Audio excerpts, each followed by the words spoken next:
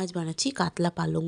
প্রথমে আমি নুন হলুদ মাখানো কাতলা মাছগুলোকে ভেজে নিয়েছি। পালং শাকটাকে আমি ভালো করে ধুয়ে নুন জলে একটু ভাপিয়ে নিয়েছি 2 মিনিট মতো।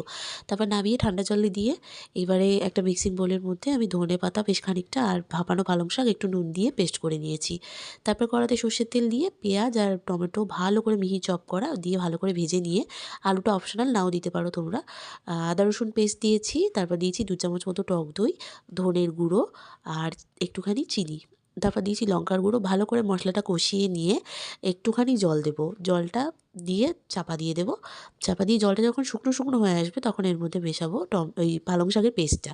পালং শাকের পেস্টটা দিয়ে একটু নাড়িয়ে চাড়িয়ে ফুটে উঠলে এবার মাছগুলো দিয়ে দেবো। মাছগুলো দিয়ে এর মধ্যে দেবো গরম মশলা গুঁড়ো আর কসুরি মেথি দিয়ে ভালো করে নাড়িয়ে চাড়িয়ে নিয়ে তারপরে চাপা দিয়ে 10 মিনিট স্ট্যান্ডিং টাইম দিলেই রেডি হয়ে যাবে কাতলা পালং। ভীষণ টেস্টি কিন্তু।